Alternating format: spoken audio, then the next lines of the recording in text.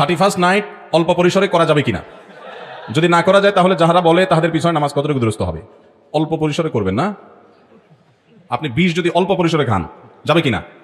অল্প পরিসরে খাইলে, অল্প পরিসরে বিষ পান করলে সেটাও ক্ষতি হবে।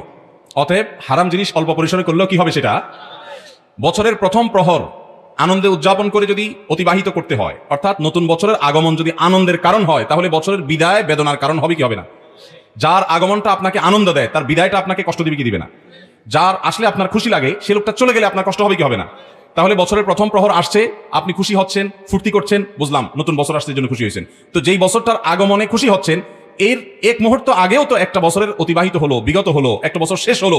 তো বিদায়ী বছরের শেষে হওয়ার কারণে বছরের বিদায় লগ্নে কি আপনি কেঁদেছেন?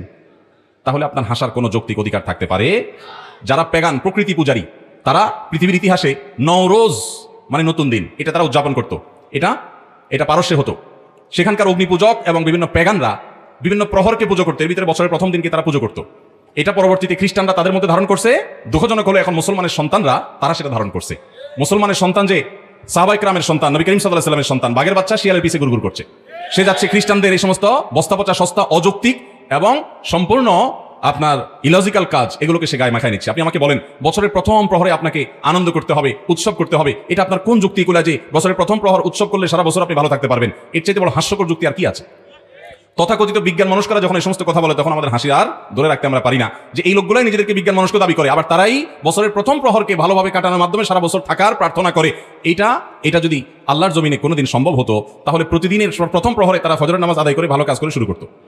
অতএব 31st নাইট উদযাপন এটা অগ্নিপূজক এবং পেগানদের থেকে আসছে। আজকে যারা নিজেদেরকে অগ্রগতি এবং উন্নতির ধ্বজাধারী দাবি করছে আর ওলামায়ে কেরামকে দিনদারদেরকে যারা সেকেলে দাবি করছে, দুঃখজনক হলো তারাই সেগুলোকে ধারণ করে আছে। আল্লাহ তাআলা আমাদের ভাইগুলোকে হেদায়েত দান।